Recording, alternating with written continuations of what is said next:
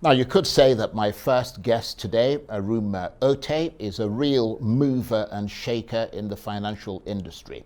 At a time when the prevailing stereotype of who works in the world of finance tends to be that of a charging, swashbuckling man embracing risk, Arunma Oteh couldn't be further from that cliche, to quote one broadcaster. Yet she's become a globally recognized female leader in finance, playing a crucial role in transforming the markets for the better and in the process empowering men and women in Nigeria, across Africa and around the world. With a professional record that includes Vice President and Treasurer of the World Bank, nearly 2 decades at the African Development Bank, and a lauded tenure as Director General of Nigeria's Security and Exchange Commission, you couldn't get a more stellar CV than that. But now she's become an academic scholar at Oxford University and the new chair at the Royal African Society in the UK, and is increasingly turning her attention to the disruption caused by climate change to the economies, security and demographic patterns in Africa. And I'm absolutely enraptured beyond measure to say that Arunma Oteh joins me now in the studio. Thank you very much indeed for coming in. Oh, thank you very much. You made Charles. it. Congratulations. Yes. Thank you very much. But thank you so much for such a phenomenal introduction. I'm Yeah, worrying about whether I should say are. thank you or whether you're setting me up for people having much higher expectations. No. That's who you are. Yeah. Every bit of it is 100% accurate. Actually, we're concerned that we weren't giving enough accolade because, I mean, it is a very deserving thing. But maybe I can just also say that you're a phenomenal anchor, and it's an honor to be sitting across from you. Well, in the Arise TV studio. Thank you. But let's start a mutual admiration club. Done. You Done. can drop in deal. and I'll drop in. We have a deal. But let's start by having you take us back when you started up the career ladder in the financial industry, because that will help us understand how you reached the heights that you've attained. I mean, how did it all start for you along the road to this great bastion of influence where you ended up? You're really kind. do you want a day? Because mine is really unusual. Well, let's hear it. Well, some who've heard me talk about it, it really started at home with my parents at the dinner table. So I had parents who were public servants. My father was an engineer, my mother was a nurse. And to complement their income, they invested in the Nigerian stock market. Mm-hmm. And my dad, for those who know my dad will understand this, after dinner, my siblings and I took turns to read the annual reports of the companies that they had invested in. How old were you then? I was 8. Good God. That I remember. And I remember being a bit rebellious about, after dinner, reading these very technical... Very boring. Yes. For an 8-year-old. That's what I thought at the time. Yeah. My father being an engineer, he tried to get my 2 older sisters to become engineers, and they didn't become engineers, so I was the next target. And so when it was time to think about careers, he automatically assumed that I would become an engineer. I was in boarding school here in Nigeria at one of the Unity colleges, the Federal Government Girls College, Owerri. And that's another early foundation that was phenomenal in who I've become. So I went to the career counselor. We had career counselors at the time. In my final year in secondary school. And I said, I have a secret to share with you, which please, my parents can't hear about this. My mother wants me to be a medical doctor. My father wants me to be an engineer. I don't want to be near a hospital because it's just, it's very emotional for me. Even when I've gone to spend time and wait for my mother, it's just been difficult. An engineer, my father lived his life by engineering principles. Everything was straight and square, and I just really wanted a little flexibility in my life. And he says, okay, well, let's talk about what you'd like to do. And I said, I'd like to count money. No, I didn't even say that at the time. I didn't actually say that at the time. I said I wanted to be an inventor. And she's like, an inventor? I said, yes, of something scientific. I loved Albert Einstein, Isaac Newton, and I really wanted to change the world in that way. And she's like, okay, you're obviously very good in science, but let's think about what you could do. So we went through all various careers, and she talked about computer science. And I thought, this is new, this is modern. I mean, this is 1979. And I thought that's what I would do. And got a first degree in computer science.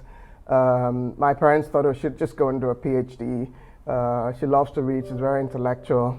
But I'm always somebody who wanted some independence. So I thought, I'd search for a job. And what's great about Nigeria is that you always have, people say a village. I mean, you have an entire country that's rooting for you. So while my parents had a desire of what they wanted me to do, I had a sense that I wanted to just be independent of them, and so wanted to go find a job. So I had uncles and cousins who helped me, and I got my first job at Centerpoint Investments Limited. Doesn't exist today, but the founder, late Chief Dennis Odeh, is a doyen of finance. I mean, he's a doyen of the capital market, and was hired to be in the information technology team. But he thought I would do well in corporate finance, and that's really where it started. I cut the bug, and the rest, I say, is history. Well, I was going to say that it sounds like you could have done well, because I mean, you did very well in school. Let's face it. I mean, you could have done well in anything you chose to do. Well, I don't know. There are things I've been. I was one of those who was very fortunate. We had a tennis player, I can't remember her name, who was very popular, who came to Kano and trained some young girls. I don't play tennis today, okay, so I'm a failed tennis player. I'm a failed musician. I love the guitar, I love the piano. My sisters play the organ very well. So there are things that I don't do well. So well, we're glad you took the line that you took, because your contribution in that respect has been absolutely enormous. And you've worked with all these global organizations, and at the very top of the financial world as an African. You've attended very impressive universities. You've got all these qualifications. Is there still a grudging recognition of Africa's political and economic importance in the scheme of global things? Well, I think that we've made significant progress, and today most people recognize that where Africa goes is where the world goes. You've got it's the most youthful continent in the world. I think 60% or more of Africans are younger than 25 years old. Some people think it's 70% even. So that's one. So the future of the workforce, the future of society is Africa. If you even go back to the past, a lot of the things that have powered nations around the world, the natural resources have come from Africa. Some of the things that will power nations in the future, electric vehicles, cobalt is dependent on cobalt, our devices, our personal devices, same thing. So there is that recognition. There is also the recognition that there needs to be greater leadership on the political side. And that, from my perspective, the capital markets need to be much deeper so that you can have domestic capital be able to support the economic prosperity of the continent. So there is a recognition of the challenges, but there is a recognition of the opportunities. But I would say that, in a sense, I think we had reached a period of excitement when you had everybody writing about, Africa rising. And right now, because of the global challenges, because of some of the challenges in Africa, we're not seeing that excitement. But that excitement needs to be there. I mean, if you see what's happening in the technology space, if you see some of the unicorns that are coming out of Nigeria, out of Kenya, out of South Africa, out of Morocco, out of Tunisia, then you see that the possibilities are still there. But it needs to be aggregated properly, doesn't it? I mean, you mentioned Africa Rising. Arise News got its name from that. Arise means Africa Rising. Okay. But I mean, you mentioned the challenges. There is, I mean, beyond all the other development issues. I mean, there's, corruption, there's all kinds of things. And when you were head of Nigeria's Security and Exchange Commission, you took many powerful people to task over corruption and fraud, and you faced a ferocious backlash. How difficult was that period for you? Because you had public support, didn't you? Oh, absolutely, and it's interesting that you share that. People just want people to do the right thing. Most Nigerians want public servants to deliver, I was even more fascinated about the support that I got through the process. I mean, people want to educate their children. They want to eat 3 square meals. They want health care. They want to, after they've retired, to enjoy their pension. And so if people feel that you're doing the right thing as a public servant, they will support you. That was my experience. But what happened in the 5 years that I was Director General SEC is not unusual. It happens everywhere in the world. People who are profiting from the status quo will want the status quo. They resist, basically. Yes. So if you bring change, people will wonder whether they can stop that change from occurring. And so what we need is public servants that are courageous, but more importantly, that have empathy, that care about delivering for the average person. Because public servants are called servants for a purpose. They're servants to the people. Absolutely, absolutely. And rightly or wrongly, you got a nickname from that. I don't know if it was exactly from that period, but they started calling you the Iron Lady. Was that a moniker that you welcomed? And did you get that when you were DG of the SEC? I got it when I was DG of the SEC, not before then. Right.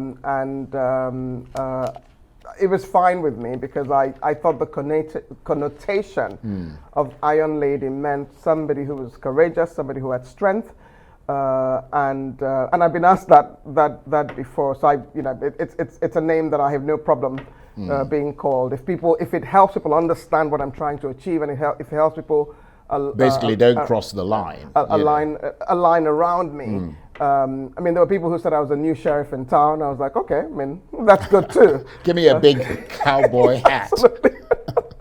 But you've had now years of experience, as I mentioned, in leadership positions in the capital markets, the World Bank, the African Development Bank, the Nigerian Securities and Exchange Commission.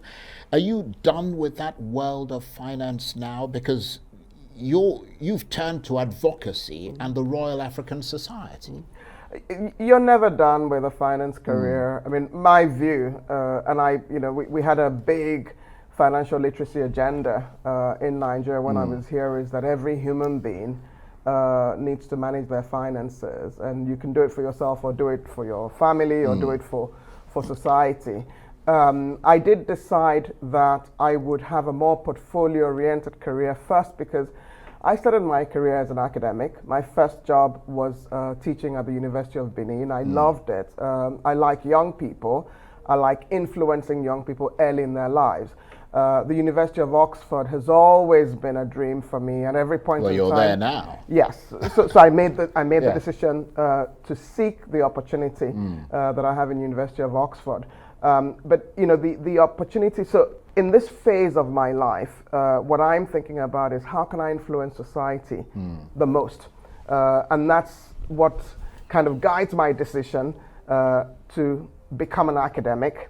But also guides my decision to, when afforded the opportunity, to join the Royal African Society as the chairperson. I mean, this is a 120-year-old institution. Well, I was just going to say it's a hugely respected organization. Yes. I have to say I've had a lot of contact with the Royal African Society. Yes.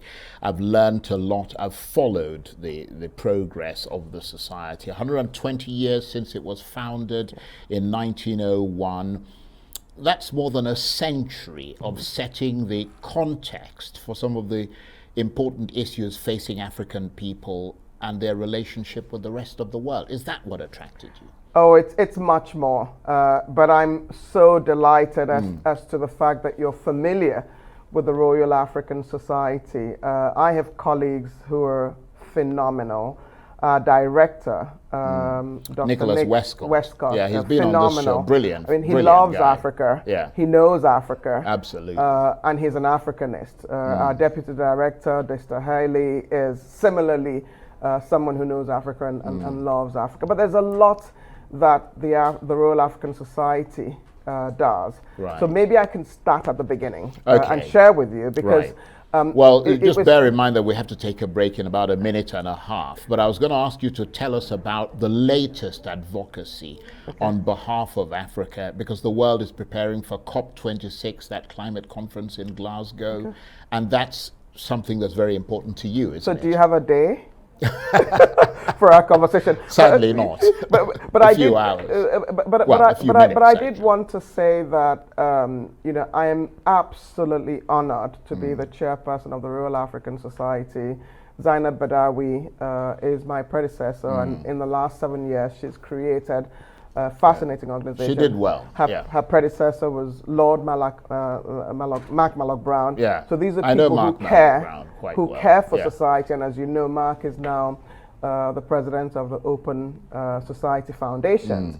But the starting point is, what was the reason that the Royal African Society was set up? And I'd like to just share a few thoughts around I may that. have to interrupt you. That's fine. But you'll come back and finish, because we've got to take a break. That's fine. So do you want to take the break now, or should I just go on? No, we have to take a break at a particular time. Okay. So let's do it Okay. now. So please stay with for us. No, me- what I mean is, let's take a break now. Okay. And then we shall return so that I don't interrupt you. Okay. So let's take the break. That's fine. Stay with us. That's You're fine. watching the Arise interview. Plenty more still ahead as we continue our chat with the former Vice President and Treasurer of the World Bank and former DG of the Nigerian Securities and Exchange Commission, Arunma Oteh. Stay with us.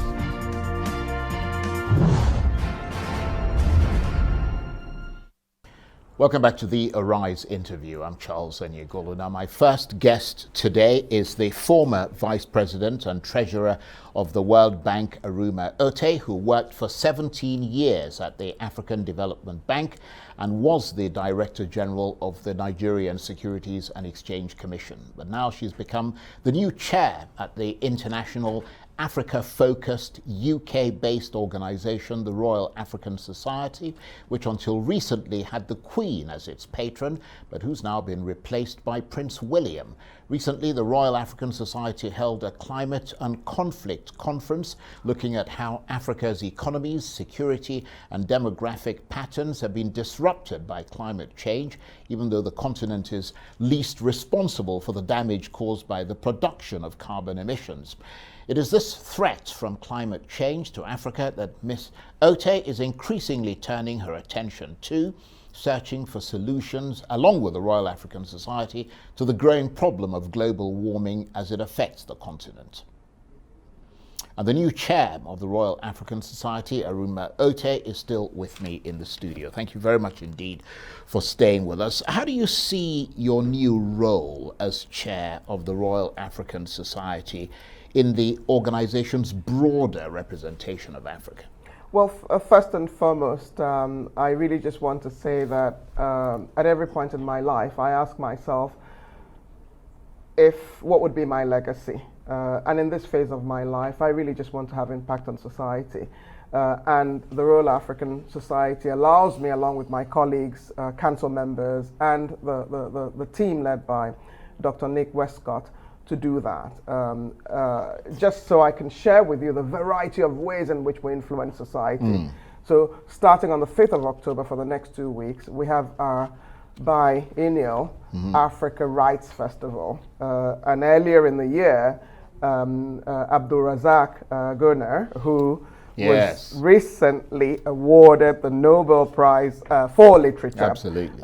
Spend time with us. So one of the things that we like is that we do have the opportunity to interact and showcase African writers that have unique genre and can make a difference. And so there's an online one that's going on right now, and then there's an in-person event on the 23rd and on the 24th. So that's Africa Rights. Next year we'll have our Film Africa in partnership with the British Film Institute, similarly promoting Africa film.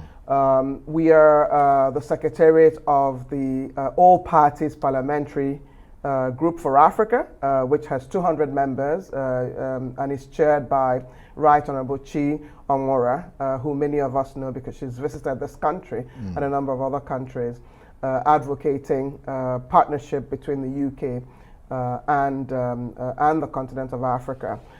We have the platform that is very well known around the world, the Africa Arguments platform, that has about 1.5 million readers. We organize business breakfasts for businesses in Africa who are looking to create a greater understanding of their businesses around the world. We do economic briefs. We make sure that we focus on the issues that are important. And so what's unique about the Royal African Society is that mix of arts, culture, politics, business, and bringing all that together. But most importantly, bringing together those who care about Africa, Africanists, Africans in the diaspora together. And I love our tagline: to connect, to learn, to debate, and to celebrate. Well, I'm glad you mentioned all that, because there's always been a question mark over how much influence the Royal African Society exerts today on a post-colonial generation. I mean, questions have always been raised about how influential is it today? Because, I mean, it was there in the old sort of days. It's for me, to react to what you've said, it's a mix of two things. So we have in our DNA what was the origin of the Royal African Society. So it was founded in memory of Mary Kingsley, who was a nurse, a scientific writer, an explorer, and who basically said that she traveled around Africa to learn about Africa, to give voice to Africa. And so over the years, we've changed to adapt to the current circumstances. So we have a very youthful audience across board. We also have membership from academia.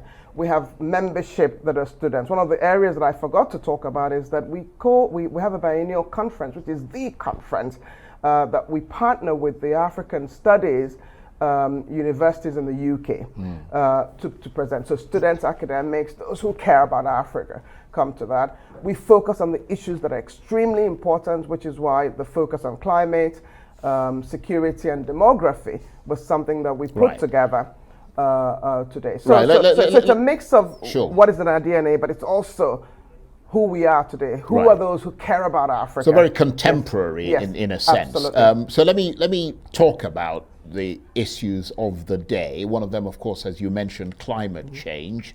A big issue here is Africa receiving less per capita funding for adaptation to climate change than any other developing region in the world. Is that something that you're working on to change? Is that part of the advocacy? Well, I think that the advocacy is much bigger than that. Right, but in that specific instance.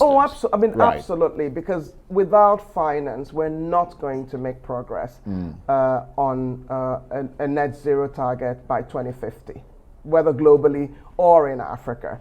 And so the starting point is for us as Africans, for those who care about Africa, for those who care about climate issues, to ensure that Africa is at the front seat, represented. And so one of the things that we did on the 14th of September, we were very delighted that the Vice President of Nigeria anchored our event on climate, security and demography, because we know that there is a link between those three issues.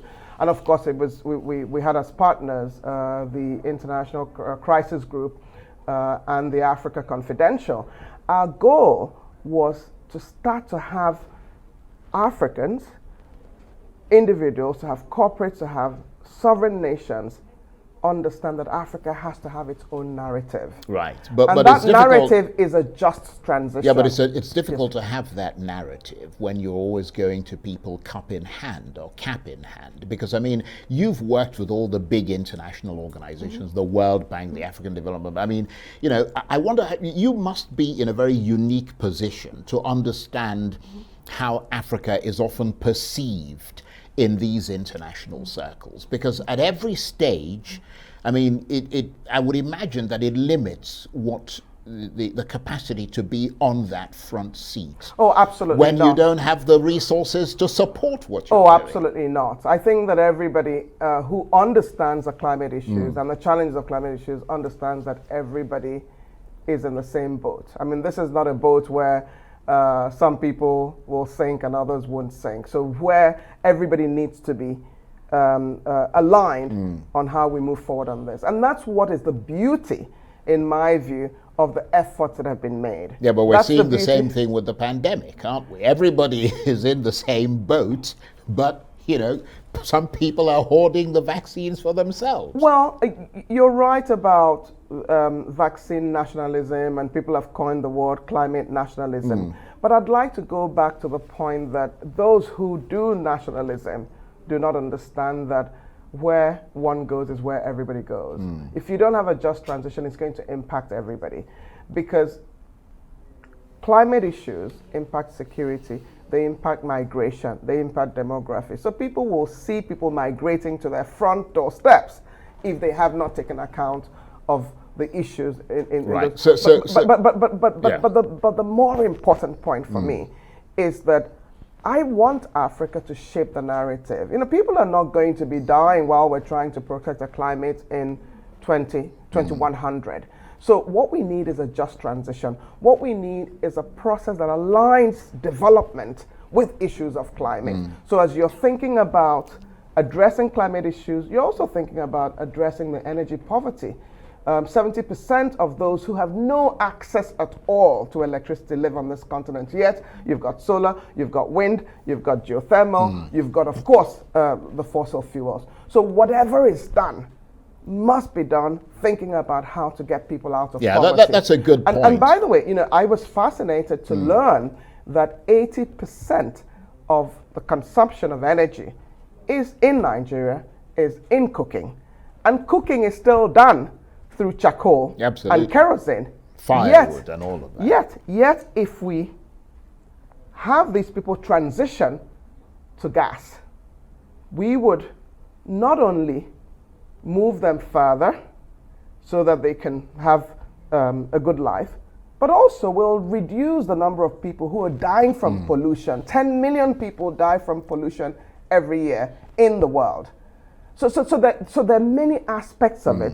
And what I'd like to see is people thinking through the issues in a manner that helps everybody have a common understanding. But the financing is important. Sure. And in 2009, I think it was the COP in one of the Nordic countries, in Copenhagen, there was an agreement that from 2020, that developing countries will get $100 billion every year to address issues of climate.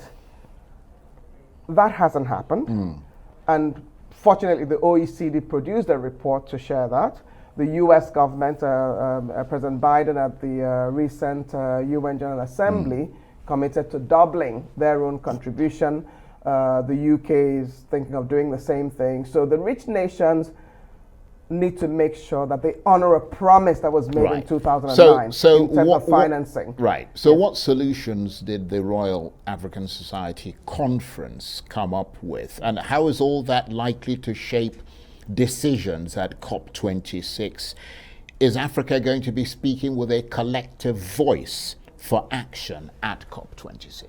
Oh, I expect that Africans have to speak with a common voice, and I believe that our conference in September did help. You made recommendations. Oh, absolutely, absolutely. Right. So the first one is, of course, what I shared, which is a just transition, recognizing that the connections between issues of climate, issues of security, and issues of demography. The other is, of course, that preparation is absolutely key. And there is COP26 in Glasgow, but the next COP is in Africa. And so thinking through what does that mean and having a common view, one was making sure that we address the financing issues. You're not going to ask people to move away from fossil fuels without providing them the support that helps with investing in renewables, for example. So what we're seeing is that there's not enough funding that's coming out for clean energy sources, and there's funding being taken away from the fossil fuel sector. The other thing, which is very significant for me, is that gas is key. That you have to have a transition fuel between now and 2050. You're not going to have... Well, that's what Nigeria is trying to do, isn't it? Yes, absolutely. I think Nigeria has articulated that very clearly. But I think across the continent, that's the common view, that you have to make sure that there's a transition fuel, because you're not turning off the switch from 1 minute to the other. Absolutely. And that gas is cleaner and provides that pathway to net zero. Well, but I think there's an agreement that net zero by 2050 is the way to go. Yeah. We're going to be watching that very closely. I could talk with you forever. Absolutely. Sadly, we're out of time. But Arunma Oteh, the new chair of the Royal African Society, amongst the many hats that you've worn in the past, absolutely delighted to have had you here. Thank you very much indeed for coming in. Thank you, Charles, for this opportunity. Thank you very much.